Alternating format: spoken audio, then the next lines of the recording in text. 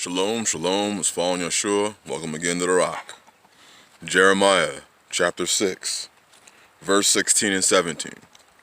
Thus saith Yahweh, stand ye in the ways, and see, and ask for the old paths.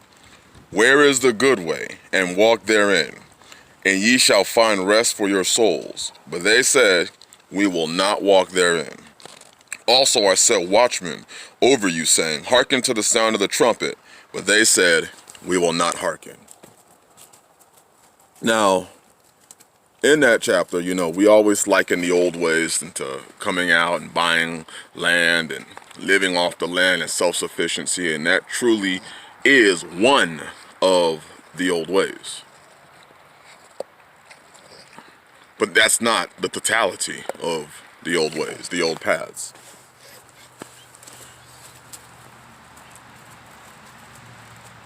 There are so many things that Yah is talking about in reference to that.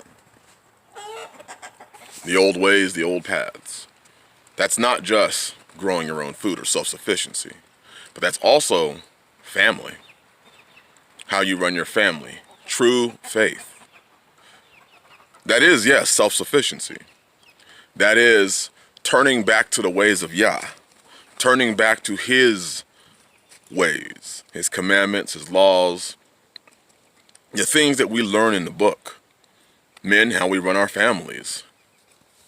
Women, what does the Bible say about you? The old paths. Not what we live today, which is an extremely modernized and self-destructive path. The paths that we have been on today have led to our destruction as a people and as people. We chase modern conveniencies. Thus, because of our failure to go after the old paths, whenever calamity comes, it oftentimes strikes and hits those of the faith, oftentimes the hardest. Because we would not seek the old paths, and because we would not go in those ways. So as the financial crisis continues to happen, more and more of Yah's people, more and more of people that knew of Yah's ways suffer, not because they did not know, but because they did not pursue the old paths.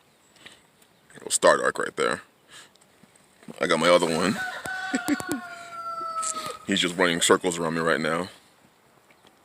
And I oftentimes wonder, despite the fact that you could clearly see it in the Bible, why we don't do it. You see, as men, and we're going to talk about this topic, this next live stream, we are to set a foundation, something that our children can follow, whether that means that the world lasts another 100 years, 1,000 years, or if we only have 20 years left. We are to live and set a firm foundation for our children, for our families. But yet we don't do that. We are oftentimes caught up in the traditionalisms of a modern society. We chase exactly what everybody else chases. We have not set ourselves truly apart. We have not gone after the old paths. When you read the book,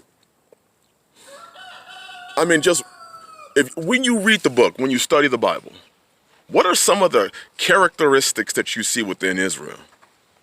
Just write them out. This is one of the things, the assignments that I had, and half of my family is, I asked the sisters, what are some of the traditional things that you saw, how the women in Israel carried themselves? What are some of the traditional things that you read about them? Were they single or were they married? Did they pursue marriage? Did they understand the value of a husband? Were they loudmouthed? Uh-oh. Drop my Bible. Were they loudmouthed or were they submitted? Did they care about all the cares of the world being liked and stuff like that? Were they prideful? Were they humble? What were some of the conclusions of some of the wicked women and righteous women? How did they carry themselves? And I asked that same question in the men. When you look at the foundational pieces of our people of Israel, you'll see some commonalities. Many of them, most of them, were in agriculture. They were husbandmen of one way or another. They grew food. They had lands that they passed down to their children, that their children inherited. They had families that were in order. And anytime there was something that brought disorder to their household, they cut that thing off. They didn't humor it or play with it. They cut it off. When you look through the Torah, there's a foundational thing that you always see Yah say. You know, he always operated in a certain way to cut out the evil from Israel, that the land and the people may not be cursed. The old paths. See, as this economic crisis hits, and as you see people now flooding and rushing to some of the old paths, you know, the ones that they like, the ones that benefit them, you're starting to see that a great difference within this faith of people that are only using the old paths to kind of benefit their current problem, opposed to those that truly love Yah's old paths, love the commandments, love how we lived. You see, when I talk about self-sufficiency, and we're going to be talking about that more and more in this channel, when I talk about self-sufficiency, I talk about it because even though I may never achieve true, real self-sufficiency, I mean, as long as you have an automobile, you need gas. And I'm not going to talk about, go to this YouTube channel. This guy made his own gas. Here's my question. Have you ever done it? So I understand a need for gas. I have a generator. I understand the need for generator. I have tools, and I'm not an experienced forger of tools. So the whole idea of true self-sufficiency is a tall task, but I'm always moving towards it. If I can cover some of the bases that the Bible talks about, food, clothing. If I can cover, heat, it talks about it in Sirach, the things that man needs to live, milk and honey and iron and fire. And if you can cover those bases, you can still live a very productive life and a very peaceful life and have all your needs met without being in desperation. The old paths. This is why in this channel we talk about those fundamental things. Keeping Yah's law. Keeping Yah's law minus all the individual, I'm going to call it church doctrines that are out there. Opinions of men that have been turned into thus saith Yah. I'm talking about just the old paths. How did our people think back then? What was a priority to us? That's part of the old paths. Were we concerned about all the things that we're concerned about today? I'm not saying you can't enjoy things. I'm not saying that at all. I mean, we have a TV. Children play Minecraft. I play Minecraft. Love me some Minecraft. And Left 4 Dead. Right now, I think that whenever I get a couple minutes, I'll jump on Fallout. Is it 4? Fallout 4. Having some fun with that game. But truly, are we pursuing righteousness like we say? What is righteousness? What is the definition of righteousness? Because a lot of people think the definition of righteousness is whatever I think is good. No, go in and study the book and see what righteousness is. You'll be surprised. Judgment has something to do with righteousness. Right ruling. How many of us truly are set apart?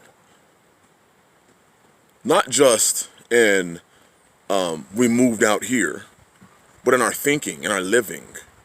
How many truly want a set-apart life? We like to pick and choose which part of set-apartness that we like, but how many of us truly want the old paths? Well, you will find rest for your soul. How many truly want rest for their soul? Because as these times are coming and as the world continues to fall apart, as we are marching toward a very bad system, as we march toward a collapse, those old paths that have been rejected are going to be sought more and more. The problem is you may not be able to find it at that time. You may not find rest for your soul at that time. I would highly suggest that we study this book and we read this Bible. Don't just read the Bible and get some abstract hyper spirituality from it. You have to ask yourself, how did our ancients live? What was the spirit of the people at that time? How did they move? What was their priorities? And live that. The old paths. Where we can find rest. He says that he set watchmen up to let us know, to sound the trumpet. They didn't care. They didn't care. And soon, as all this stuff falls apart, suddenly, Yah's ways, for those that knew, for those that have ignored his warnings, they're going to be staring us in the face. As Proverbs 1 says that he will laugh, being Yah, at our calamity because we refused his counsel. We put at naught his counsel. I'm just asking, don't let that be you. Don't let that be you that is ignoring all the warnings and all the counsel so that you could pursue a more modern, egotistical, prideful, self-serving, non-orderly, self-justification or self-justifying path that'll likely lead to your destruction. How did we live back then?